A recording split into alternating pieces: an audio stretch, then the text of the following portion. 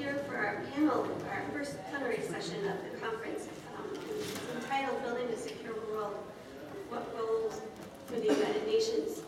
We have this morning with us an incredibly illustrious panel of people who've been working in the UN, and studying the UN for decades now.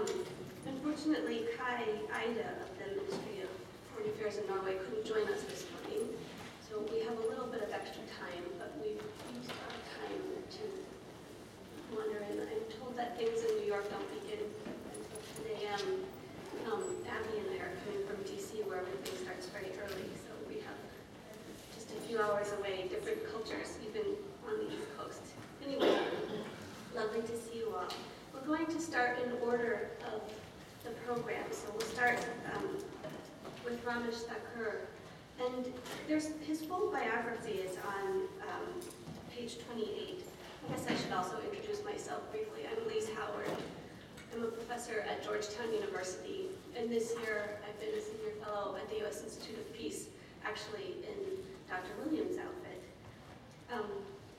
working on projects on U.S. foreign policy and also on UN peacekeeping and peace enforcement. So Ramesh Thakur has an incredibly distinguished history. He's a prolific author. He's an important scholar in the field. He's one of the authors of the Responsibility to Protect doctrine. And so we're lucky today to have him speaking with us about Libya, Syria, R2P, and the UN.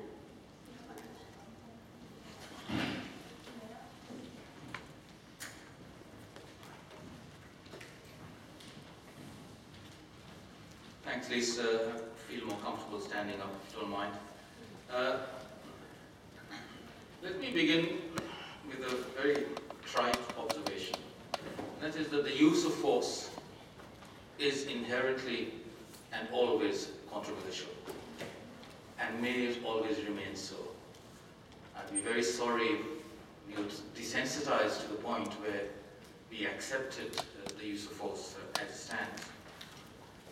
But remember that we granted monopoly on the legitimate use of violence internally to states as a solution to the problem of internal anarchy and violence and lawlessness. And similarly, we developed the doctrine of non-intervention as a correlate of sovereignty in order to solve the problem of international violence and anarchy, as states would otherwise intervene competitively into internal affairs on rival sides. But updating that to the present age, we face a particular dilemma. And that is, okay, we have delegitimized the use of force by states internally. Well, what do they do? Engage in atrocities. In order to stop atrocities, do we now re-legitimize the international use of force? And if so, how do we control the side effects and the adverse consequences and the downsides? And it's that dilemma that the Responsibility to Protect R2P seeks to address. You can study it from three cuts, if you like, as a discursive conceptual advance, as a policy template, and whether it amounts to a legal obligation. I don't know if anyone actually claims that it's got to the point where it's a legal obligation, but the other two remain relevant. This issue came to the fore, of course, in the academic and policy communities simultaneously, particularly, or in particularly acute form, with the crisis in the Balkans and also in East Timor in 1999. And when indeed we had the ACUNS meeting in Oslo, if I remember, 1999 or 2000, people with long memories will remember, we had speakers in the plenary sessions talking about an emerging new norm of humanitarian intervention. And we had the Secretary General's famous challenge of humanitarian intervention in fall '99.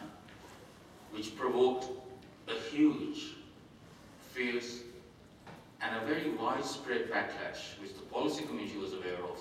I'm not sure that the academic community in the West ever got just how widespread the opposition to that was from across the developing world, expressed 3 times, for example, by the non-land movement. And that bitter contestation led to efforts to try and bring the polarized debate to some sort of a conclusion. And the Canadian government set up the International Commission on Intervention and State Sovereignty, where our mandate was explicitly to try and find a bridge between the increasingly bitter divisions on the sovereignty, relative sovereignty, firsters and lasters, and the interventionists. And the formulation we came up with, the responsibility to protect, was designed to find common ground and reconceptualize and reframe the issues in a way that allowed the two sides to come together and forge a new consensus. And it's a rare report in a number of ways. Firstly, because the main report was written actually by 3 of the commissioners themselves. That's quite rare, I believe. Secondly, because it actually, on a fiercely divisive issue, said some pretty important and interesting things, and not just bland platitudes and trite statements. But our position then was, if 12 of us couldn't find agreement on this, then there's little chance of the rest of the world finding agreement. But because 12 of us had agreed, didn't mean that the rest of the world would. But in fact, they signed on in 2005 in the outcome document, with some persuasion, with some manning of the phones by the Canadian Prime Minister, and various other things, but they signed on. And in the outcome document, some of the critics described it as R2P light. I don't know that any one of the 12 commissioners felt that. From our point of view, a few things happened in the 2005 formulation. The bar was raised. It had to be a manifest failure of the responsibility on the part of states. The occasions or triggering events were restricted to the 4 specified atrocity crimes: war crimes, crimes against humanity, genocide, ethnic cleansing. But what they did effectively, from my point of view, was converted what we had come up with as a global political norm and realigned it with existing legal categories into the 4 atrocity crimes. So I don't think it was light as so much as giving it greater specificity, giving it greater clarity, giving it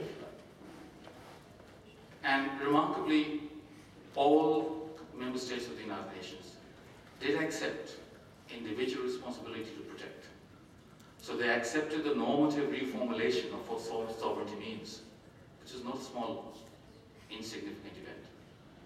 And they also agreed to take timely and collective action, and decisive collective action, if individual states failed. That's been a problem, but in terms of formulation, that was done. And then since then, we've had a series of special reports from the Secretary General. I think the most important remains the first one in 2009, which converted that obligation and norm or doctrine principle at the time into the 3-pillar language. The first 2 pillars being non-controversial and generally accepted, the 3rd pillar being still contested. They didn't back away from the force part, but I argued at the time, and I remain convinced of that today, that I think they relatively downplayed the forceful intervention part.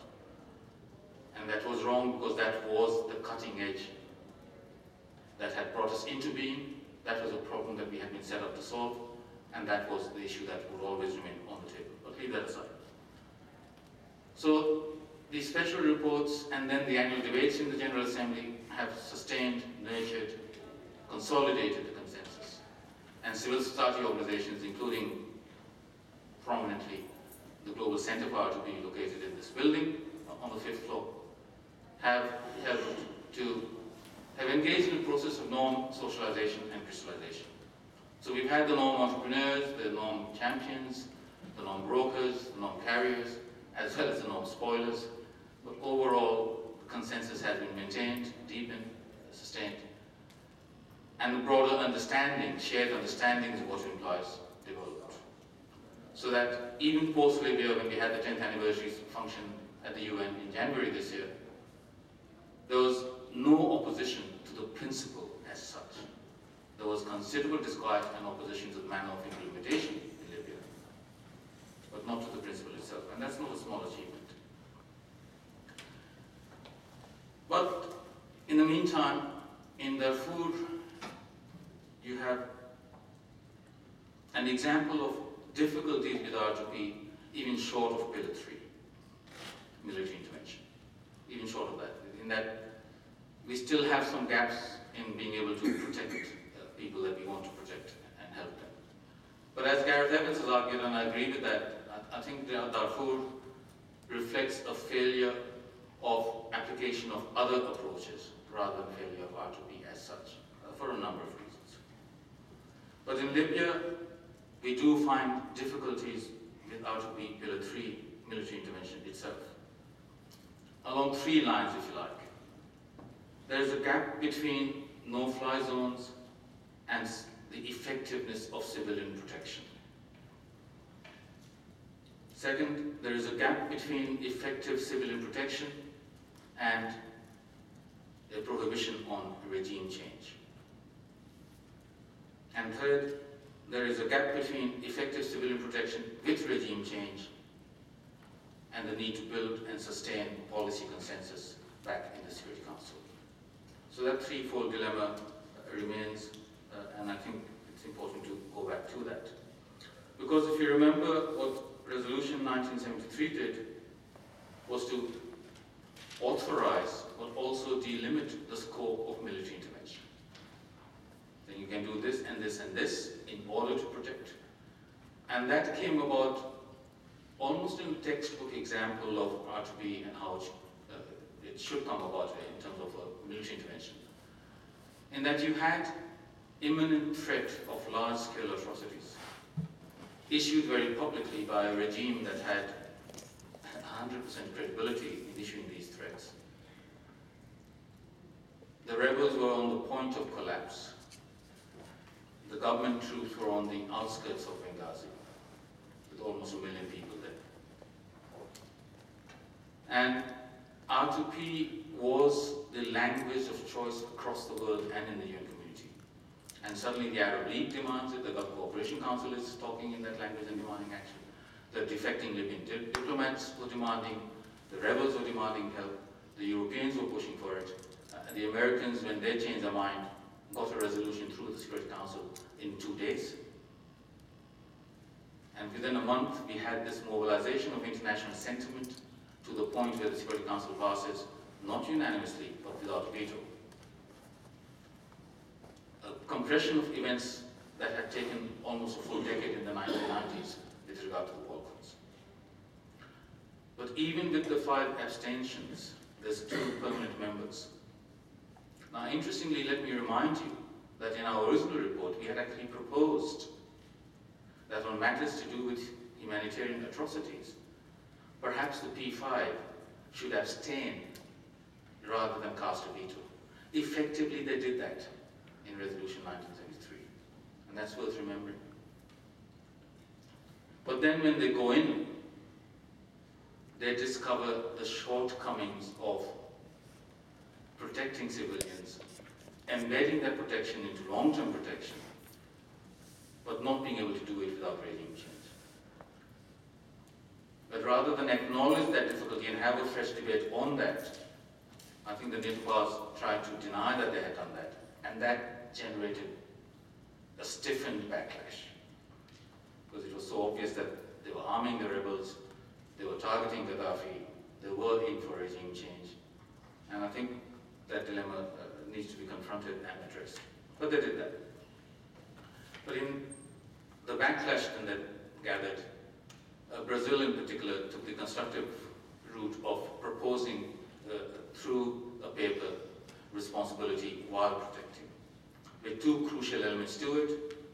we need to have a discussion on the limits and the manner of implementation before we authorize, and then we need some oversight by the Security Council so that there is not a gap in communication and expectations and implementations between those who authorize in the Council and those who have the capacity to implement it on the ground. Effectively, it's going back to what we had proposed, the high-level panel had endorsed, and that is the legitimacy criteria. It's another way of coming back to that, because I think that was an important gap in 2005, and until that is held, the problems will remain. But the price of this excesses is one explanation for the difficulties we face in Syria as to how to respond to it. It's not the only explanation, but it is all. There are other explanations. The regime is a more formidable regime in Syria compared to the one in Libya. It's a more complex and volatile internal environment. We know that the regime has substantial support. We don't know how much, let alone whether it's a majority, but it does have substantial support. You have the Alawite, Shia, Sunni, but also the Druzes and others again there, as complicating factors.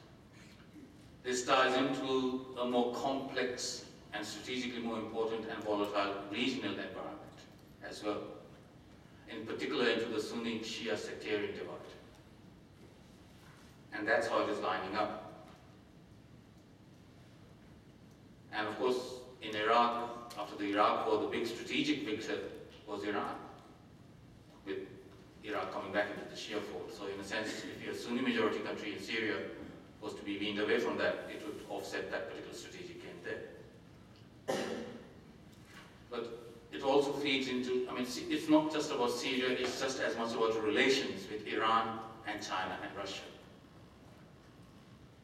And China and Russia in particular, because it has more interest there, their opposition is a mix, as is true with any major power, a mix of principled, commercial, and geopolitical considerations. They just don't seem to get a mention in the Western press in terms of the principles that are important to them. But they are important. And the principled ones are shared very widely across the developing world. Opposition to interference in internal affairs, residual concerns with sovereignty, worries about taking sides in an internal civil war. Who is the United Nations or the international community to impose a political settlement in an internal civil war? Should stay out of that. Why should the rebels be able to be armed and not the regime?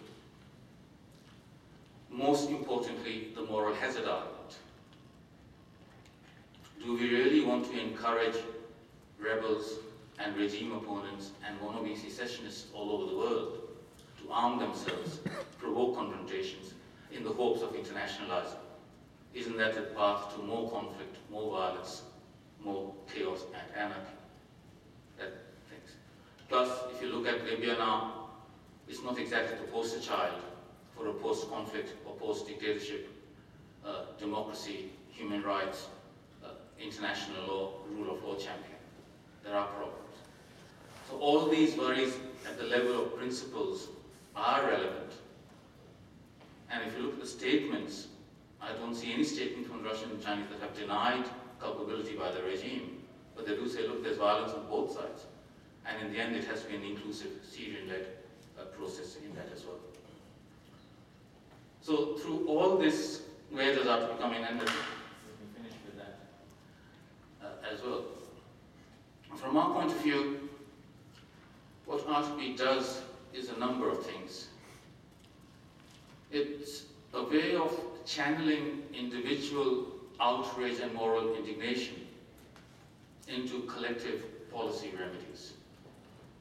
It's a way, if you like, of converting a shocked international conscience into decisive collective action.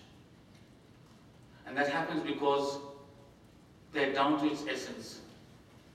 It's an acknowledgement of a duty of care by all of us who live in zones of safety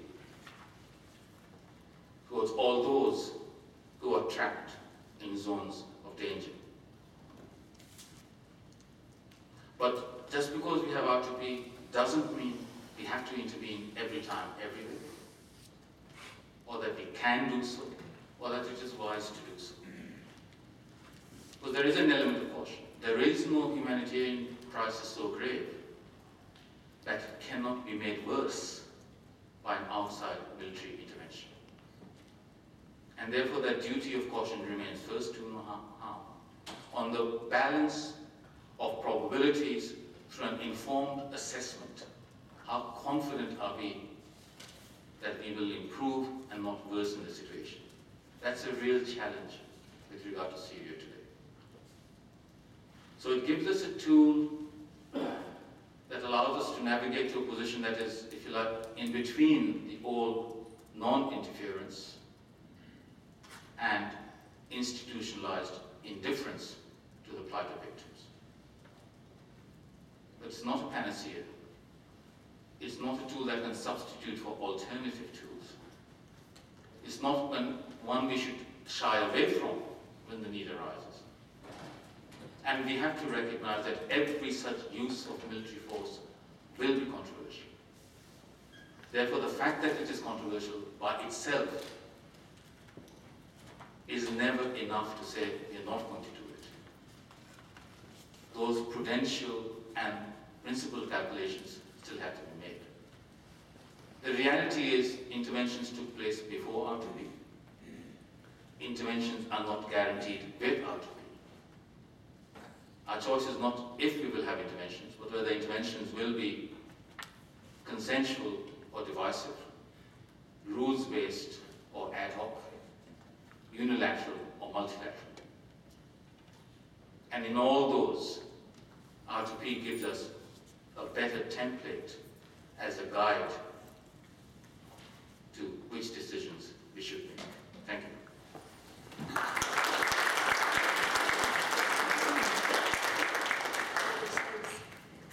Our next panelist is Abiodun Williams. He's Senior Vice President in the Center for Conflict Management and Mitigation at the U.S. Institute of Peace. For 6 years, he was the Director of Strategic Planning in the Office of the Secretary General of the UN. He brings an enormous wealth of experience. He's written on a number of different topics. And as of Friday, he will be chair of this organization. So thanks very much. Looking forward to hearing about the UN and the challenge of conflict management that he's going to sit. Thank you very much, Liz. I think it's hard to talk about the role of the UN in conflict management without a minimal sense at the outset of the strategic global environment in which we're living. And so let me just give a brief thumbnail of a sketch highlighting just 3 points. The first is what I would call the security paradox. We live in a world in which security is clearly both divisible and indivisible.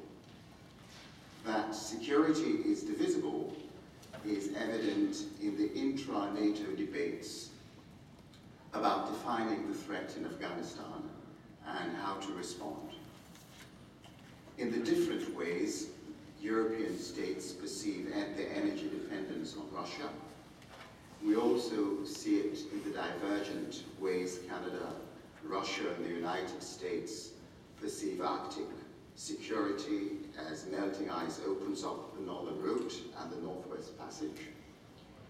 In the divergent viewpoints among the P5 about what to do with Iran, and as Ramesh highlighted, in the raging debates about the responsibility to protect the humanitarian imperative and the role of sovereignty.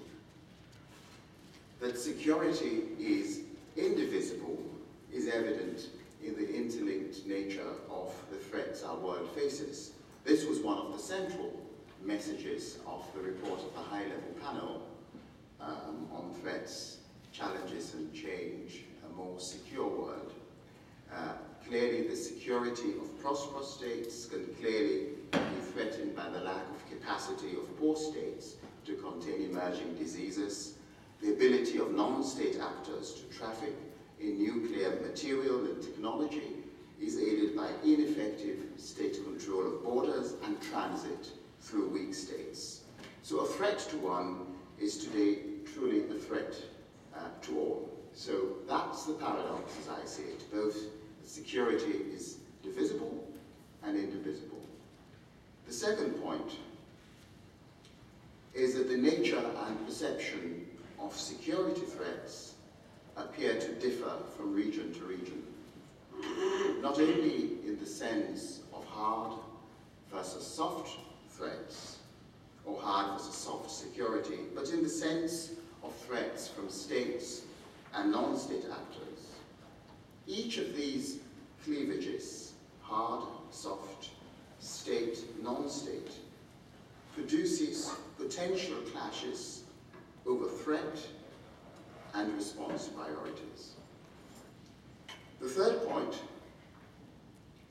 is that we live at a time when none of the major security organs, global or regional, appear to enjoy high reputations. So innovative governments like Turkey and Qatar and Norway and non-official actors like USIP, for example, appear to enjoy exciting opportunities to operate in really entrepreneurial ways in the conflict management space. And while governments and intergovernmental bodies are behaving defensively and reactively, you see creative entrepreneurial action by other actors. So that would just be the points I would make about the nature of the security environment. Let me turn to the second question, which is, what role should the United Nations play in all of this?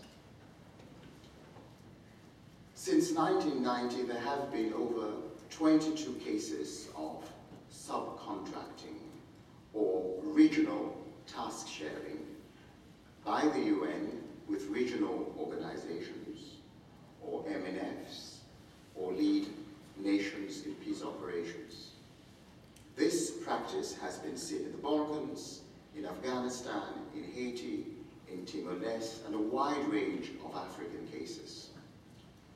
It can take different forms. It can be integrated or joint, coordinated, parallel, or sequential.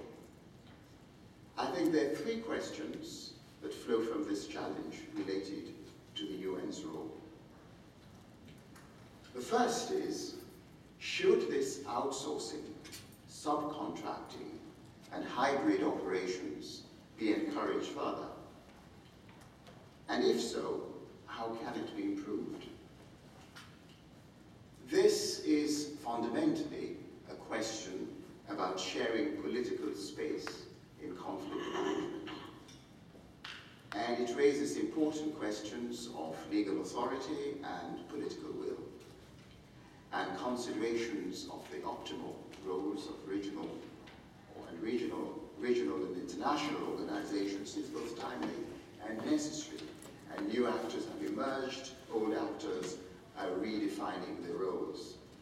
The framers of the UN Charter wisely recognized the regional role within a wider construct of global order based on universal values.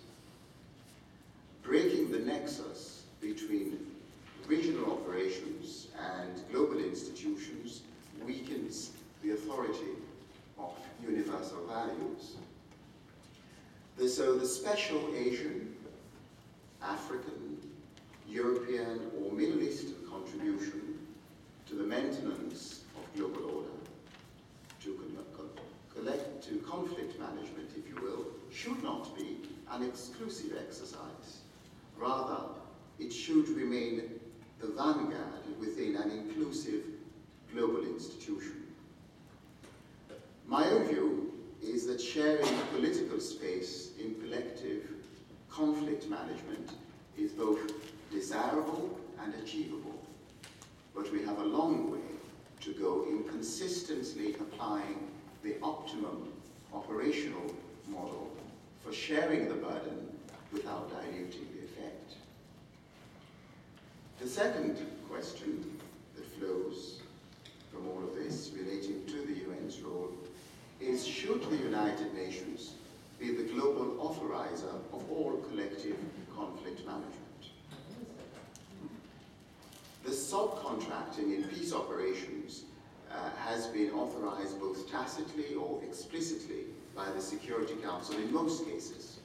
The challenge is whether we should struggle to keep the Security Council, a council which is unreformed, with all that that implies, at the center.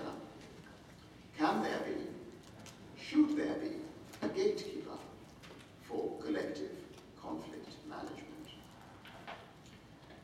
And now the third question is, what do we do about the normative doctrinal divide that has resurfaced in the UN, including among the P5, on the very issues that Ramesh was mentioning, on relating to sovereignty, the responsibility to protect, and robust peace enforcement mandates on the Chapter 7. Should we ignore it, deal with it in an ad hoc manner, or seek to resolve it? In practice, misplaced or exaggerated respect for state sovereignty is not the main obstacle to effective life-saving interventions, as we're seeing in Syria. In most cases, where people are being massacred or ethnically cleansed, the reasons why other states do not intervene have more to do with lack of political will, a narrow definition of national interest, or simple indifference. Prevention is by far the most effective form of protection. It's also what the UN was created to do. But of course, prevention is difficult for reasons that are well known, but it is necessary and it is possible. And this brings me to the final issue that I want to touch on, which is the link between conflict management and conflict prevention. Even when conflicts are successfully managed or brought to an end, their very existence marks a failure of the primary purpose of the UN, which is to prevent and remove threats to the peace. The Secretary General has said that 2012 should be a year of prevention. Conflict prevention was also a priority for Kofi Annan during his tenure as Secretary General, and he tried, as he said, to move the UN from a culture of reaction to a culture of prevention. But this was a fiendishly difficult enterprise because it was a transformational challenge. There has been progress in developing important institutional structures for prevention within the UN system, UNDP and DPA, the framework team. But I think there are three challenges which persist. The first is institutional capacities for prevention continue to lag behind those for peacemaking and post-conflict peace building. And it remains a challenge to bring together in a coherent way the political and security actors in the UN system who engaged primarily in preventive diplomacy or operational prevention, and the development and governance actors engaged in structural prevention. This is critical because the prevention tools of the UN are spread across the departments, the funds, the programs, the specialized agencies. The second challenge is that we need to have a more systematic conflict prevention perspective in the UN's multifaceted programs and activities, so that they can contribute to the prevention of conflict by design and not by default.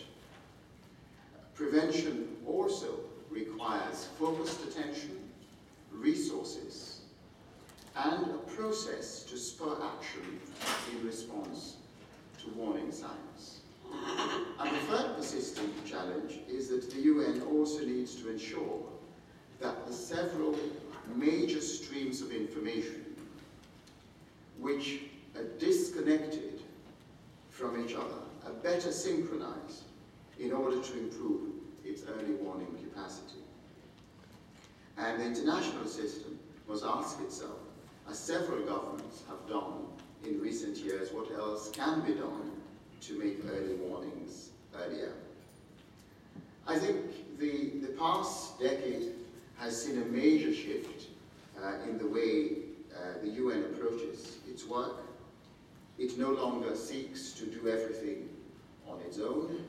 It is learning what it can and cannot do, and especially what it can do in partnership with others, civil society, the private sector, philanthropic foundations, universities, think tanks, celebrities, and of course governments.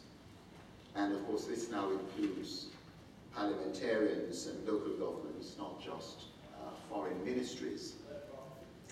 And when it comes to conflict management, I think the member states should also use the UN intelligently. It is not the answer for everything, but however, it is a unique instrument which can be used to blend power and principle in an era of immense challenges and opportunities. Thank you.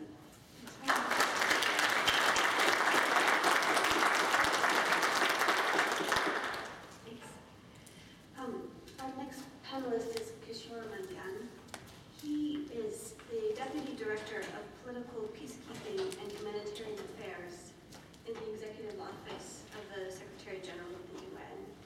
He has served in various missions in the former Yugoslavia and Iraq for the UN, and he's going to talk to us now about the UN and a view from within. Thanks.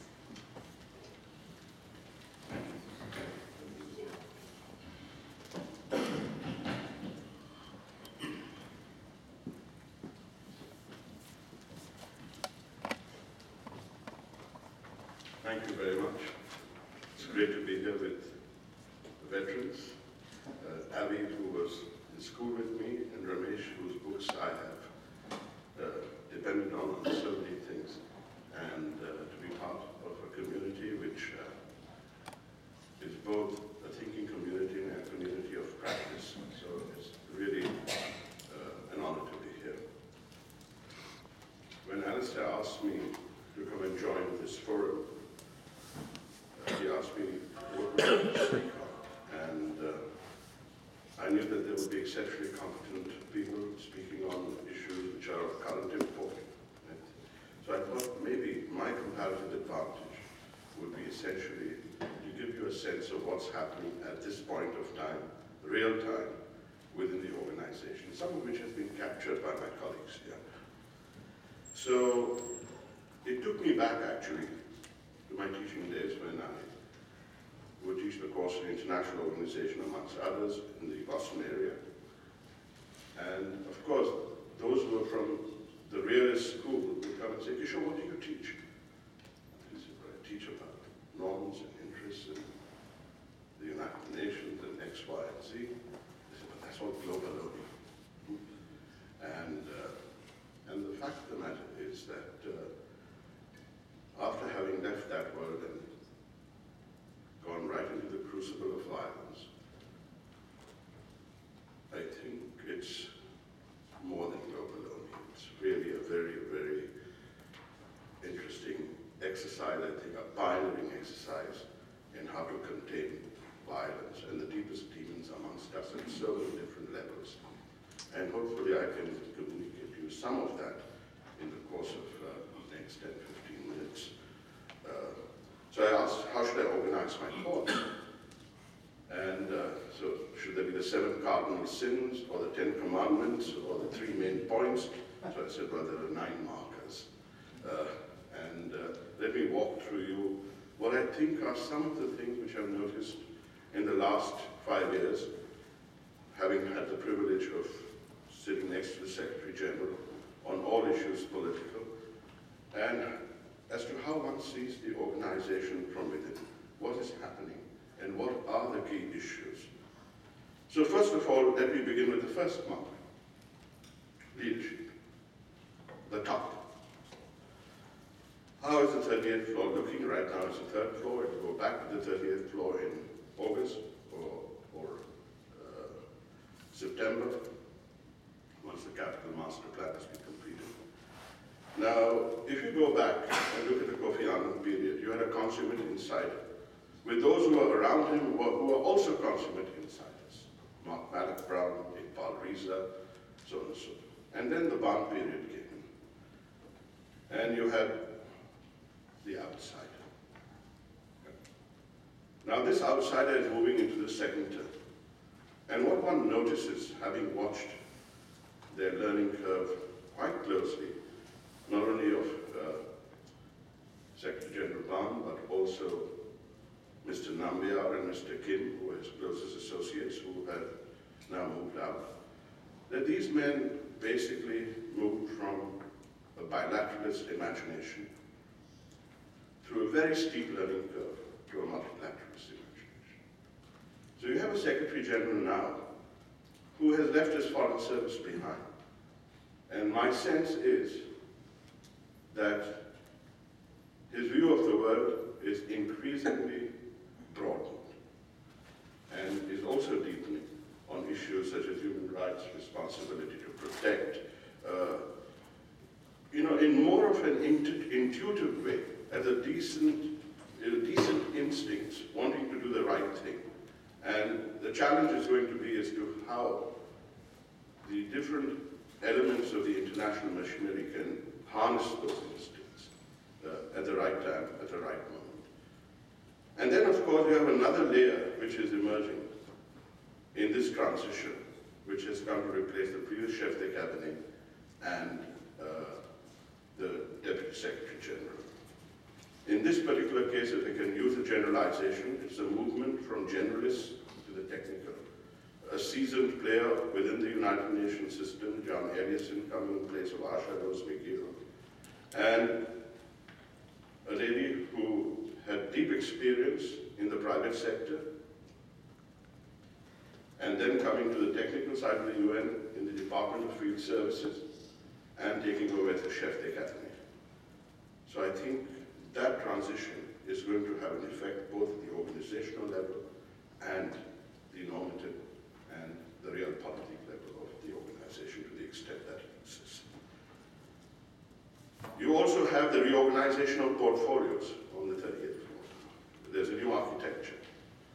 There are the policy unit, the political unit in which I work, policy unit which Bob O used to run, the communications unit which is run by Michael Meyer, and the other more sort of operational units are all going, the substantive units are all now going to the Deputy Secretary General, while the chef de cabinet reverts to the original role envisaged for the Secretary General in the articles that cover his role between Article 97 to 101, essentially as the Chief Administrative Officer. And she, Mrs. Marjoré, will focus largely on administration, management, internal reform issues, while the political unit, including development, environment, humanitarian, and human rights issues, go to John Ellison. That's the situation. So that's the transition taking place at the leadership level, both in the way the architecture is being organized, and two is also the kind of mindsets which have changed or which are coming in and those that are.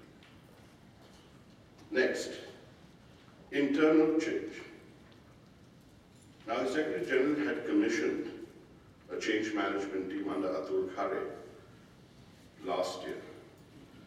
And the idea was to push change management. And this came under some great, this happened to some extent, in fact to a large extent, because of considerable pressure from the various key countries which contribute to the UN budget. And to some extent, some of the other countries which don't necessarily contribute a large amount, but also take great interest in the organization. And as a consequence of that, there was a report which came out. It hasn't received much publicity, but there are 61 fast-track options which have come out of it. Now, of course, reform has been a constant mantra at the United Nations. And this particular aspect of reform is really focused, if you look at organizations, as structures, processes, techniques, and culture. This is really process and technique oriented. at structure, and it doesn't look at culture, unfortunately. Now, it has run into some difficulty. The General Assembly and the Fifth Committee claimed that they were not particularly consulted on this. And this is now being worked out. There's a conversation which is ongoing to deal with this. The other issue which the Secretary General has pushed, which has become almost the centerpiece of his tenure thus far, is mobility. If you go to DPKO, most officers have gone to the field. If you go to DPA, 80% have not.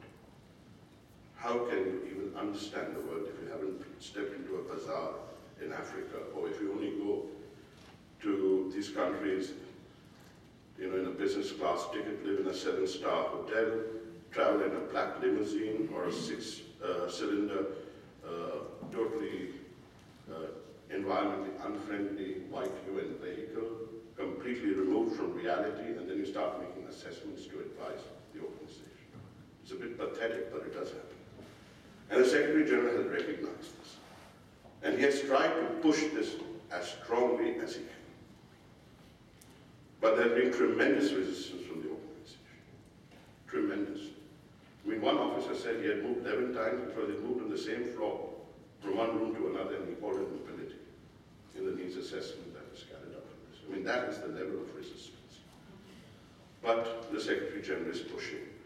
And what has to happen really is that to push the mobility policy, you have to harmonize the mobility elements of the specialized agencies, the funds and programs, including the Secretariat. You have to harmonize the field condition for mobility as well as the Secretariat conditions. So the personnel policy has to be harmonized with the broad contours of the mobility policy. The third element is internal structure. As you all well know, that most of the departments work in silos. But I think, as you referred to it, there has been lately, particularly under Mr. Leroy, and I think it probably will continue under the new Under-Secretary General for peacekeeping, a greater conversation between DPA, the Department of Political Affairs, which I call the Department of the State of the World, and DPKO, the Pentagon of the world, a greater conversation. And they've met in a number of forums away in retreats to get a better sense of where they can collaborate. And some of it has been exemplified in the manner in which, for example, the transitions are taking place from DPKO missions to DPA missions. I mean, East Timor is now a classic example which is coming up. Rather than each department trying to sort of lay claim to the next generation of the operation in a particular country to preserve the jobs or preserve the funds or preserve the control in that particular area. Another dimension in that particular debate over transitions within the organization is the place of the Peacebuilding Support Office, which supports the Peacebuilding Commission and the Peacebuilding Fund, where DPA felt that it should, that function should inherently have been part of the peacemaking and the mediation dimension. But the current people who run PBSO felt quite differently. And so it is now one more tool or element in the range or spectrum of architectural innovations, from prevention, early warning to peacemaking to Chapter 6.5 and peace building, sort of running concurrently or sequentially depending on where the situation is. But it also is facing problems. You have a corpus of about $300 million, and it is spread thinly between three facilities: the institute facility, the intermediate facility, and the long-term facility. And the thing is that in many instances, old projects are rehashed to be presented as peace-building projects. And the report of the Secretary General on this clearly identifies peace-building in quite technical terms. Is those activities or a critical path which is to be supported to prevent relapse into conflict in the first 2 years after an agreement has been signed. But institutionalization of that concept is in its very early phases. And I think it will take time. But they've done a tremendous job in trying to sort of learn from each experience. And the politics around this is quite strong within the organization. The third debate interdepartmentally is with regard to the prevention issues between DPA and UNDP. The Bureau of Crisis Prevention and Recovery in UNDP and the mediation and prevention work of DPA. I think you could call one as soft prevention, the other as hard prevention to the extent that they are hard or soft. I'm just drawing these distinctions for ease of understanding. And the deployment of peace and development officers in countries which are, quote, under normal situations. There are challenges, of course, from the countries themselves, but there are challenges from within the organization, whether this is really a UNDP function or a DPA function, and that conversation is ongoing. And then, of course, you have a fourth aspect, is the integrated missions, where the challenge is to balance the humanitarian space with the humanitarian offices on the ground of the United Nations, and of course the SRSG, who is carrying out political negotiations. Now, the general view of the Secretary General is that the SRSG must be czar, must have the authority to lead the entire mission. And of course, there's pushback from UNDP, from OCHA, and some of the humanitarian offices which are part of the country team. And it's most exemplified in Somalia. And we can talk about it when we have a chance to converse about it. Number four, the fourth marker, and I'll run through this very quickly because Ramesh has dealt with it, is to see that even in a very complex, transient, bureaucratic organization, things happen. Norms do develop. They do get actualized. So they come to a brink where they are about to be at the point of actualization. And if you were part of the internal consultations in the Security Council meetings for 1970 and 1973, it was just a high. If you just go back a generation, when I was a child, standing on the streets of Bombay and sort of hearing news about what Idi Amin was doing in Africa, you'd say, my God, I would go back to my mother and say, Mom, isn't there somebody who can just lift this guy and take him to an international court and try him? And lo and behold, it's happening. It has happened in front of your own eyes. And to some extent, you've been part of it. So I don't want to go through the detail of that, but every day on Syria, on Côte d'Ivoire, on Sri Lanka, this whole notion of R2P, in the cusp of state interests and norms, continues to come up, and the discussions do take place in different forums. The international non-governmental organizations are pushing you. The demonstrations across the street from the UN on First Avenue, you're watching them, the Secretary looks at it, what is it all about, and the conversation that takes place. It's not profoundly sort of Periclean in depth or so on and so forth because of the crisis situations, but it is there. And I think in its own quirky way, it finds I have other points with regard to regional organization, governance issues, and engagement with civil society and the innovations, and the sociology and the class character of the Secretariat, which I wanted to speak to.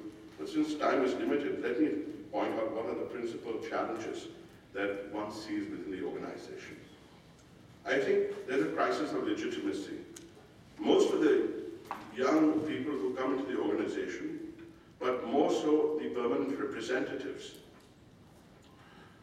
are a new generation of diplomats. And I think the reference point that their understanding of the Charter is very limited. It's almost forgotten. So I think there needs to be a reaffirmation of legitimacy through some major event in the next 3 or 4 years, where people are reminded that the Charter exists, it matters, it's the constitutional document of cosmopolitanism. 2, universality, the principle of universality. Increasingly, if you look at the deployments of peacekeeping operations at the leadership level, I think the subcontracting which is taking place, Africa for the African, Asia for the Asians, is not a good trend. And I think one has to fight it. The other bad trend in the appointments is that the SRSG and the DSRSG generally are they are from the diplomatic world. And I think the diplomatic imagination is necessary but not sufficient for peacekeeping. You have to have somebody who comes from internally as either SRSG or DSRSG, and then you have somebody who can come from the state side. So you bring both those imaginations together, and that's not being systematically done. Thirdly, the discretionary budget of the Secretary General needs to be expanded, given the kind of emergencies that are emerging. Now you have the contingent fund, but the Central Emergency Relief Fund, its corpus has expanded. And in a way, it has given the Secretary General greater discretion, of course, through OCHA, but that needs to be pushed further. And finally, the organizational culture of the organization needs to become more diverse. It basically now consists of international relations types who come from graduate schools, with some internships, and without any real-world experience, either with non-governmental organizations, the private sector, think tanks. These are very brief experiences, and they are not formative experiences, or non-governmental organizations. And I think to create appropriate tensions within the organization, so you change the organizational culture, to get a broader range of experiences into the middle and junior ranks would create a new leadership tomorrow.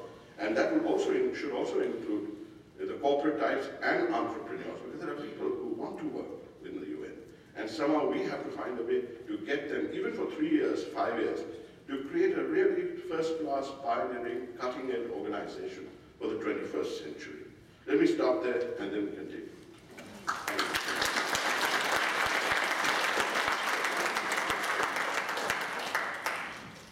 Thanks very much, Kishore. I'd like to take some questions, and I think as chair of the panel, I'll start. I don't see any hands yet. I have a question for all of you, which is the Undersecretary General for Peacekeeping, Abiodun, just said yesterday that Syria is now in a state of civil war. And we've also had our first unarmed UN monitor harmed in recent days. And my question is, what ought to be the UN's role? I mean, we know what the constraints are given the P5, but what ought the UN do right now with this crisis?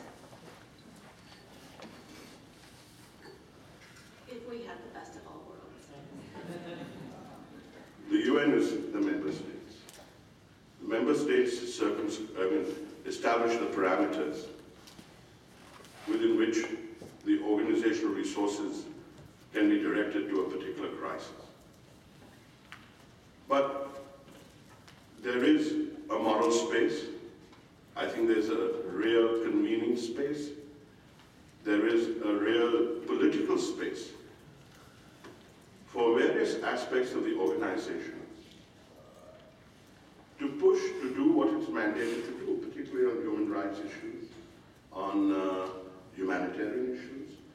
Where, I've been part of the discussions on getting access on humanitarian issues for the last 10 months. And every time they've promised, they've reneged. We worked out the visas and they've reneged. Just to give you one example. On the human rights issue, when, for example, the first League of Arab States, this is with regard to Syria, the League of Arab States mission was created for monitoring human rights. The person they appointed was a highly compromised individual who had a record in Darfur and had been ambassador in Qatar and essentially organized the ground forces of the Qataris in Libya when 1973 was being operationalized. And of course, the Syrians were laughing at us and saying, you're pushing this guy. So, there are a lot of elements that I can provide you where this is quite complicated on the ground. But what the UN can do is to keep pushing the envelope. Of course, it's quite dangerous. As you rightly pointed out, there are now 6 options available which are being presently considered. And I think on the 30th, there's likely to be a contact group meeting which will consider those. to make the group more inclusive, to be able to consider real options, whether you should contract the observers, whether you should enhance them, should you bring peacekeeping troops in, or should you just maintain a liaison office if it is a full-scale civil war? These are questions which are being discussed at the moment. At the same time, there's a call for an international commission of inquiry. Some countries pushed it yesterday at an informal meeting of the Security Council. There's a push, for example, to refer, for the Council to refer the Syrian case to the International Court, and so on and so forth. So different, and of course Navi Pillay has taken a very strong stand, and I think one argument is that the stronger stand the UN takes on the normative issues and pushes the frontier, including now invoking the responsibility to protect in a more robust way, it will delegitimize the positions of those countries who are trying to resist the engagement. Because the more you sort of are able to show that this is not going the right way and there are massacres taking place and these are actually violating fundamental norms, then you are delegitimizing the countries which are resisting. And it's interesting to see the PRs, the permanent reps of those countries in the Council, their body language, how they... So I think there's a lot happening, a lot more could be done, but I think it's subject to the parameters which are placed by the countries. And the question is that after having spent so much money in Libya, which country would come up and do and provide and fund a massive peacekeeping force which might be required in Syria?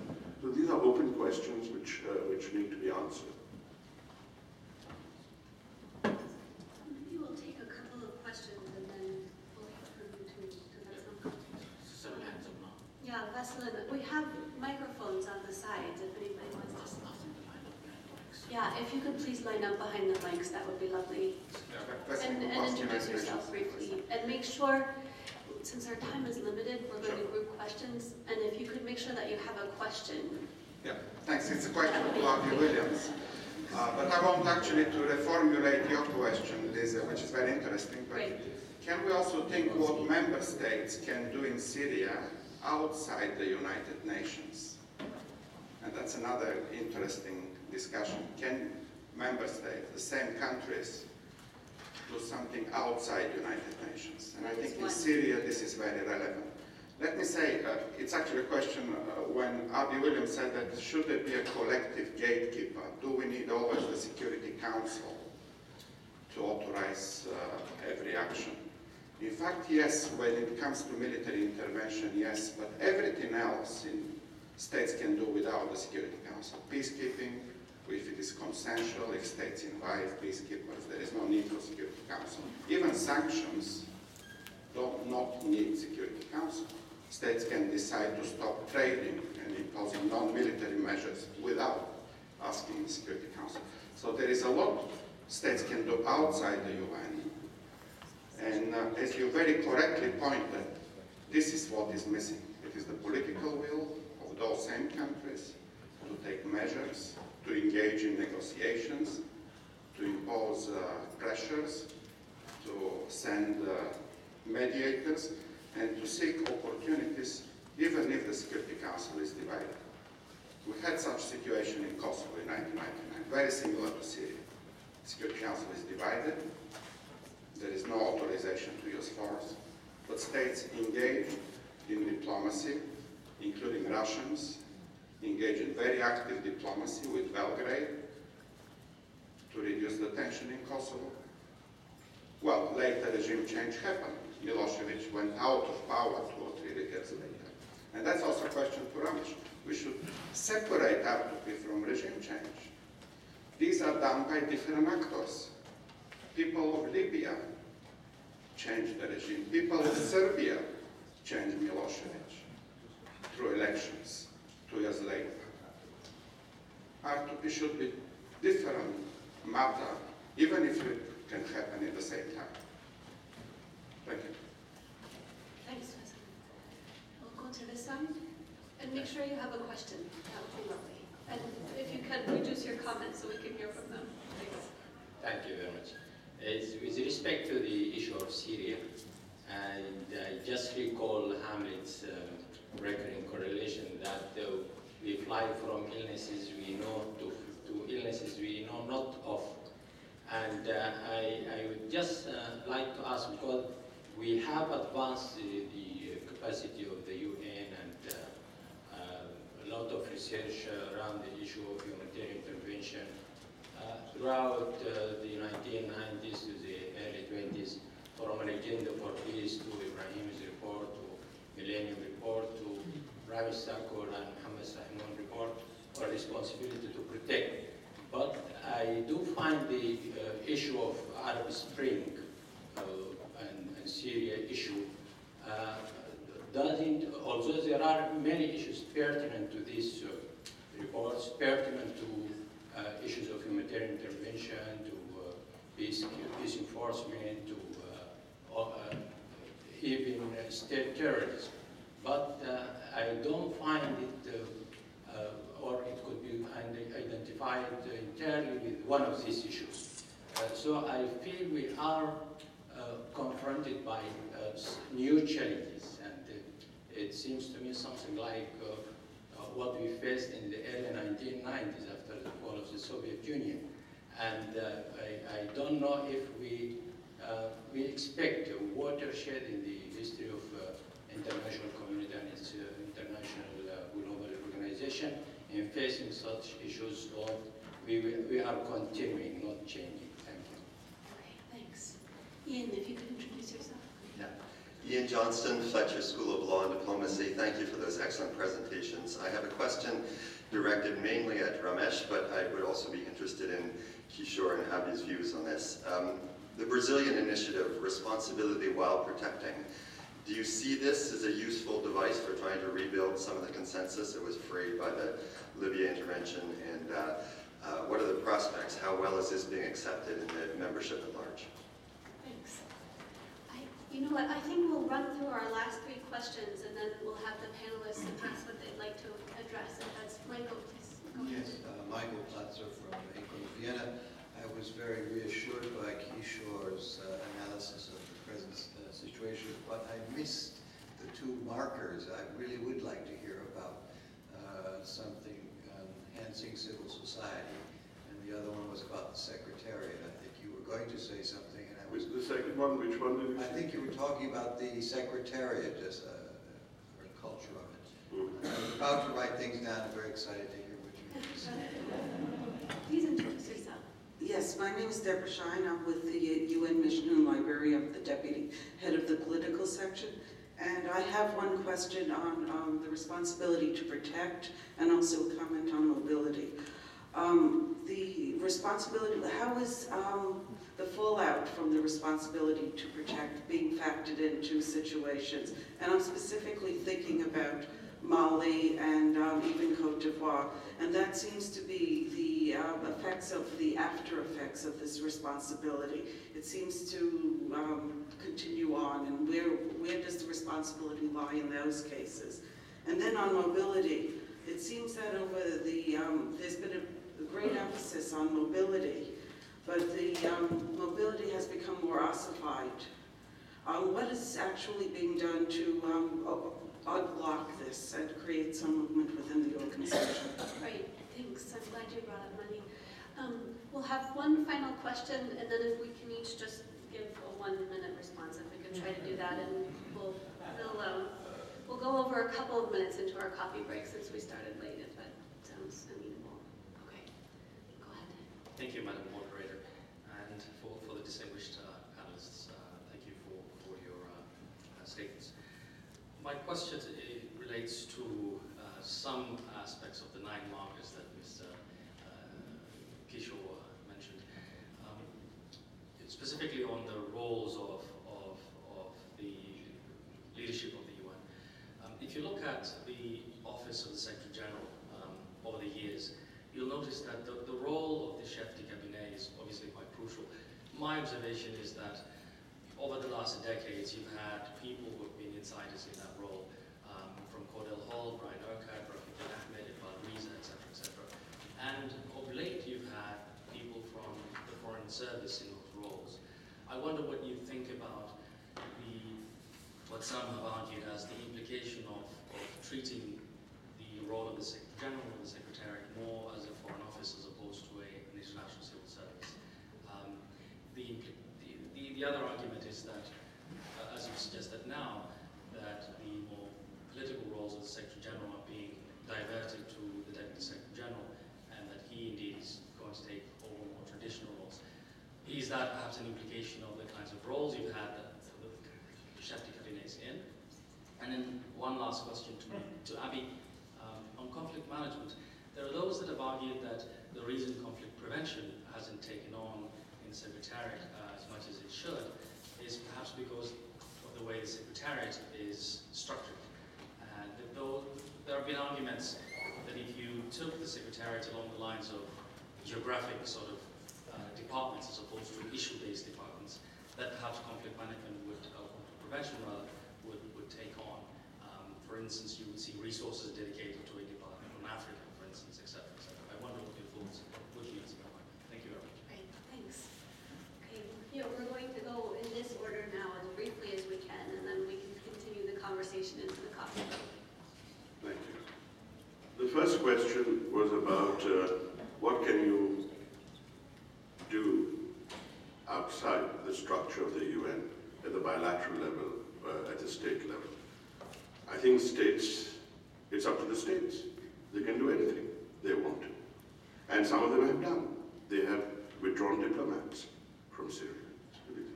Some of them have exercised unilateral sanctions. They've done that. Some of them have coordinated them. Some of them want to push it collectively within the council. They're doing it. Some of them have done things which they shouldn't have done, armed the opposition in the manner in which they have armed the opposition. So, I mean, it's a free world and nobody stops the states from doing what they have to do. Any situation is sui generis, it sort of demands different kinds of language and different kinds of, I mean, of course, there are universals that you can learn from and apply to a particular situation. I worked in 8 different missions, and I can tell you that to some extent you can carry over certain things, to a certain extent you cannot. Different strokes for different folks, basically. Number 2, Syria, the Arab Spring, and how do you deal with it? It was a comment. There's the Arab Human Rights, Human Development Report. It's a wonderful report, and it provides a template of what things need to be done. In fact, it foresaw many of these issues. And the question is, how do you actualize it? Do people actually read these reports, those who have the power? Do they actually engage? And I'll answer that question to another, that rhetorical question to myself in response to another question as I go down. Number 3, on the Brazilian initiative of protecting, while trying to enforce the right to protect, I think basically my sense is, as I've observed this process over so many different issues, that there is a certain Marxian nature to how ideas develop, Hegelian nature.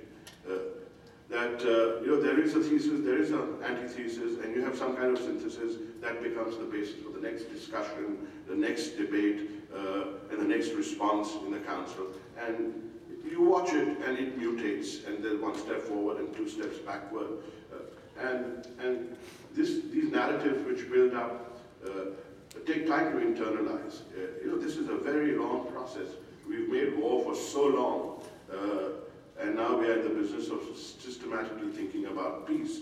And this is only an exercise which has started since the Congress of Vienna, if you want to have a marker, and the 19th century institutions and the 20th century institutions.